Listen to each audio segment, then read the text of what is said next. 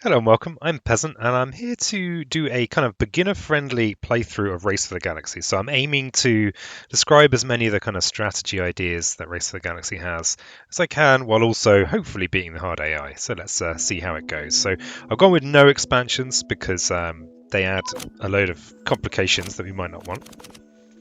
No expansions means no start world choice. So I think it is good to add expansions, you know, early on if possible. So the first choice you're going to have to make, obviously, is you don't choose your start world in the base game, is what cards to keep. So you always get 6 and you keep 4, and well, almost always you get 6 and keep 4.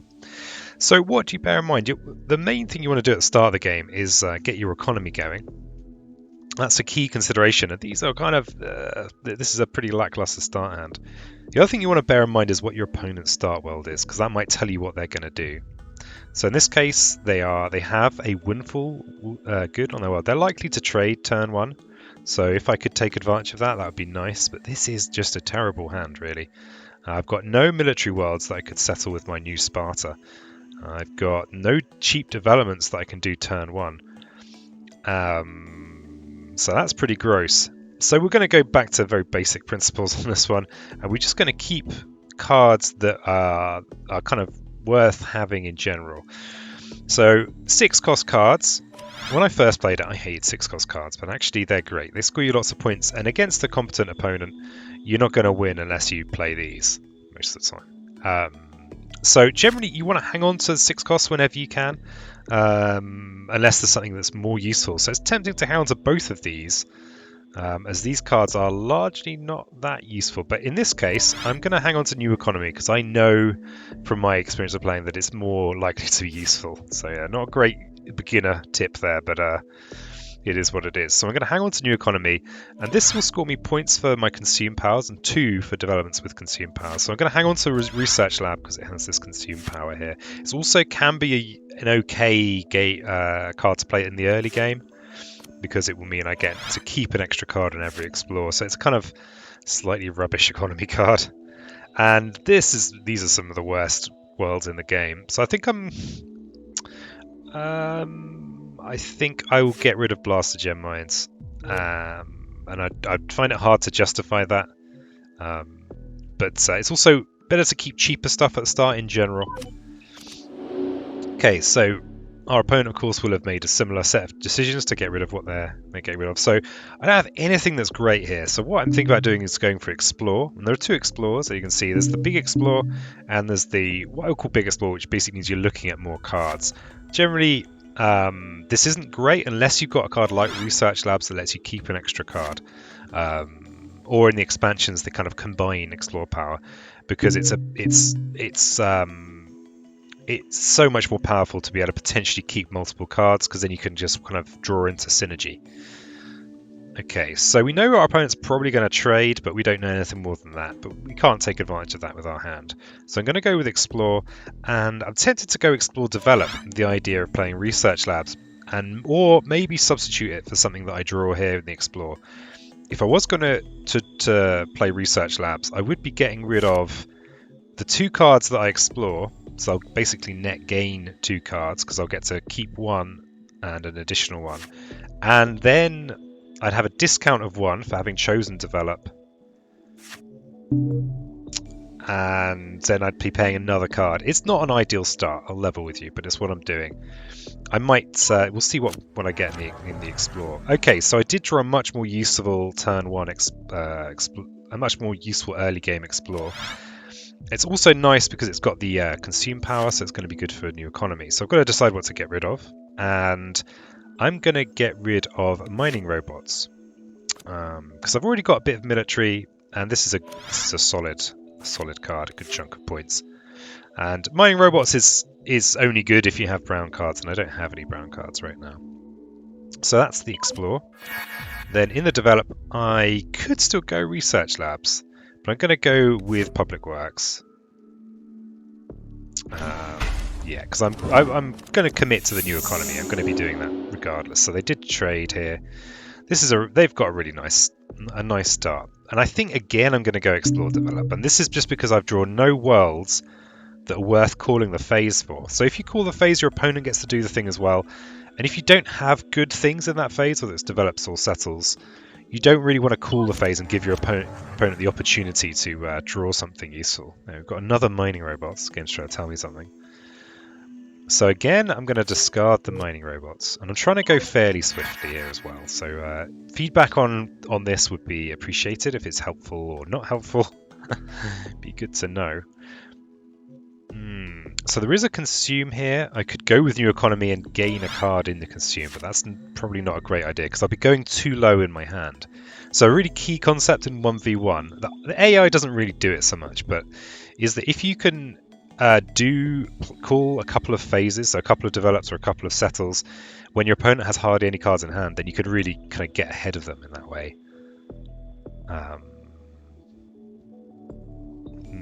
The hard AI is pretty damn strong, but it doesn't really play like a human. So we've got consume and produce. I've got no way of taking advantage of this produce that they've called here. I think I'm probably better off. I mean, maybe even going new economy, but it's going to cost me basically 6 cards. So a little bit of shortcut you can do is when you call develop yourself, the card costs the number of cards of the actual number from your total hand size. So I've currently got a hand of 7 cards. Playing this is going to take itself and then an additional 5 cards. I will gain a card back for public works, but it's not great to go that low, even against the AI. So I think I'm going to go with the investment bank here. And it's tempting. I might even try playing Plague World at some point just so I can benefit from these producers. Let's get rid of export duties. Okay, so they've gone tactics. So if you're playing against a human here, you might think, oh, they might be wanting to settle soon. Develop is still my better phase. So this is quite a key concept, I think, strategically. In my develop, I've got 2 discounts. They have no discounts. So that means that I'm more inclined to call develop over settle because my develop is better than their settle, but they have no settle rule, no particularly great settle stuff either. So I think again I'm going to go explore develop. Now this is a very cagey way to play, but see if my opponent had fewer cards in their hand, I might be tempted to call some settles, maybe even 2 settles, but I don't think that really works. Wow, they're just going full on consume produce. Mad lads. So yeah, this card will produce 2 cards in the gain me 2 cards in the produce phase. I think I'm likely to go for that. And I did call develop. Might mean I want to go expedition force here. Because that will mean I can maybe settle my big worlds. Produce consume in pure base game is very strong, but my AI opponent here is just repeatedly doing this for minimal gain. So I think I am going to stick to develops for the most part. So this is a bit odd. Okay, so I'm actually tempted to go with the new economy now, just to get it out of hand. But it's probably not great. It's going to basically again cost me 6 cards. I've already drawn a card for an Interstellar Bank, and I'll get one back. So I'll still have a reasonable hand. I mean, I'm exploring every turn, so Research Labs is probably okay. This is not the most typical game, I'll admit it. And I'm just getting rid of the cards that I don't really want to settle. So we'll pick that up. Okay, they've got yet another boost to their settle game, so they've now got potential to settle a military world worth 6. So really, it's not in my interest to call any settles. This is the purest example. This is the God. Let's show off Race of the Galaxy. Let's show off your second favorite game. Oh no, AI is going to be a weirdo about it. So I'm finally going to play my new economy here. And what have we got? And often choosing what you get rid of is the hardest decision that you're going to make. Ooh, yeah, Alan's Battle Fleet, +3 military. It's a lovely card. But the trouble in base is that it's actually quite hard to find military powers. You can just go a whole game and not really gain the ones you want. So I think Lost Species is going to be kind of expensive. I'm going to hopefully try and gain... I don't want to lean... at least we can settle this. So if my opponent does call settle, I can settle this because it's 2 military and I have 2 military. So I'm not going to get rid of that. And I'm going to probably keep this because it is a production world that my opponent is calling produce a lot. So I am going to keep this. I'm going to get rid of this. These are worth far more points, so better to hang on to. God, it's actually a pretty rough choice here. No, I'm going to get rid of Vinland. This is high risk, well, medium risk, high reward. So I'm going to keep these. It's tempting to get rid of this as well. If I can get to 5 military, then this can bump me to 6, which can bump me to this. So I'm going to get rid of that. And in general, military is a bit more of a risky way to play the game. It's often the way that newer players beat more experienced players. They just go all in on military. So I'm going to settle my expedition force. I think I'm going to be exploring developing the whole game. Wow, this is the driest possible introductory game I could have produced. We are still level on points. I wonder how long that'll last. And this is this is such an odd game. But that's the joy of card games, is that you do get odd ones thrown at you. And you know, not much point prioritising this military world as no settle phase has been called. So I think I'm going to just keep on with this stuff. So let's get rid of Pirate World. And again, this decision is about my ambition. I'd like to settle these big point cards later on. And this is the thing that fits least into that. I can't settle it now because it would need an additional military. If I really wanted something to trade, I could settle this. So I think I'm going to get rid of this.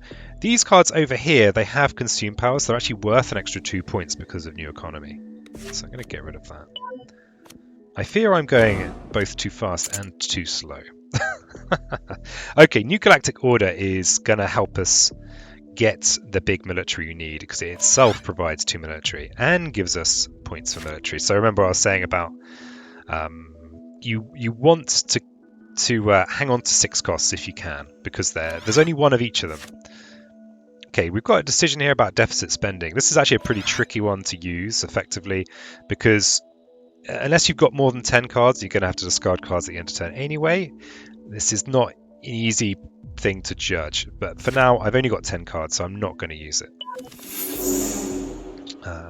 But I am definitely going to be using my New Galactic Order, and I'm going to go in with a double develop. So this is in the advanced game, this double the ability to do this. You don't get this in multiplayer. But because I've got 2 discounts in my develop and my opponent has none, this should mean I get this often means you can get a nice advantage. They finally called a settle. Intriguing. So I think I've currently got 2 military. If I go with this one first, there is some reason to decide what order to play these in, because I will be drawing a card at the end of the develop and at the beginning of the next one. So which one is the higher priority? I suppose it's this one because it's granting me 2 military, and I might draw a card that gives me 2 military. So I'm going to play this one first. And I'm going to get rid of... Again, this is often the hardest decision. So if I play this, I'm guaranteed to be able to play Rebel Outpost. So that will definitely want to keep these cards here. And then I've got to get rid of 5. Now this is an odd card, but it does illustrate a good point, which is you generally want to hang on to cards that are worth a lot of points. If you on the off chance that you might settle them later. So I probably will not get rid of this. I'm going to get rid of this. It is a 6 cost. But I'm going to be a little bit broke for a while, so I'm not going to be able to afford it, and it's kind of a bit counter synergistic with what I'm doing. I mean, it might get me some points, but it will it will reduce my military a little bit. That could be a bad take, but it's that thing of trying to go at a reasonable speed. And again, I'm going to get rid of the non-essentials. So yeah, maybe I will get rid of Terraforming World, because these are worth 4 points a pop, and I'm actually running out of developments. So I think I'm going to get rid of Terraforming World, and I'll get rid of Mining Conglomerate, because this has no real use for me, because I've got no brown worlds, no rare elements. So that was that. So if we draw a 2 or more military card now, which we didn't, then we might have been in a good position to immediately play Lost Alien Battlefleet, which would have been great, because then we would have produced an alien good. But we didn't, so we just have to accept it. and go with this, which is still good, because it gets us the 5 military we need to play Rebel Outpost, which is worth a good chunk of points too. Okay, so where are we?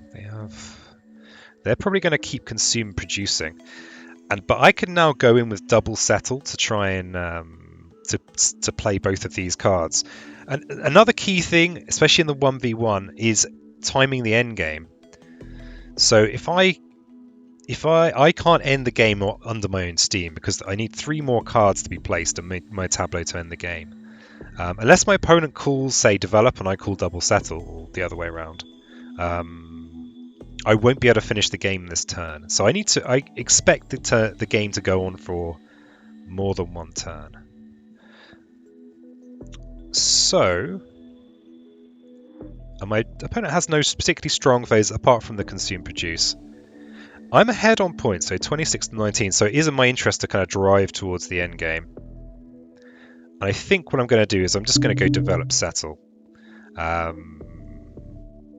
So obviously I don't know what's in my opponent's hand, but chances are they're going to be consume producing. Actually, maybe I don't do that, because the settle, if they're consume producing and they play another world, that's more points for them.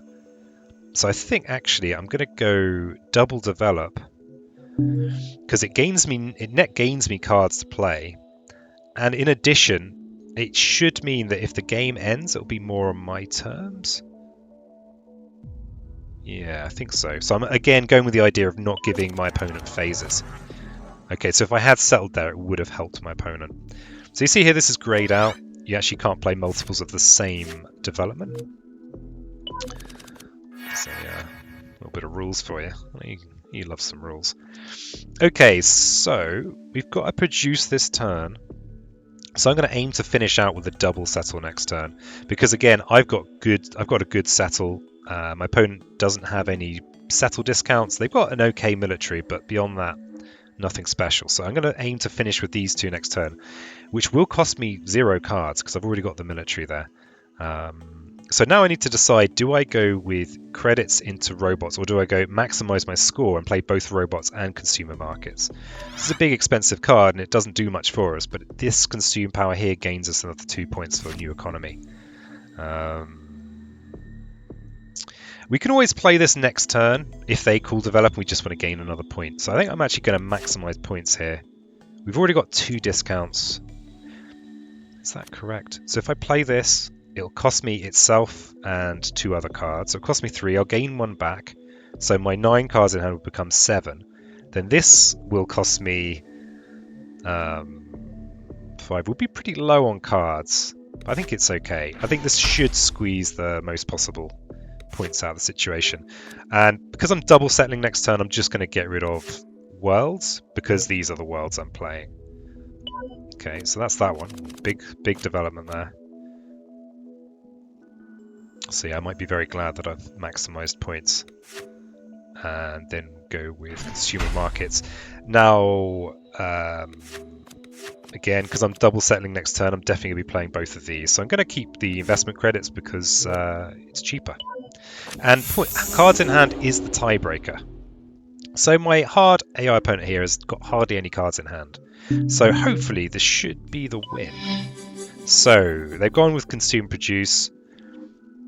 So first I settle this, and then I settle this, and hopefully that's a win. So obviously the game is over now because I've completed my tableau, so I can just consume these cards with no worries. So yeah, a bit of a weird one, but hopefully illustrative. Yeah, so I have been meaning to do some introductory Race to the Galaxy content for a while. And, this is the first stab at it, so yeah, let me know how that was for you down in the comments. And if you like the video, like the video. Cheers.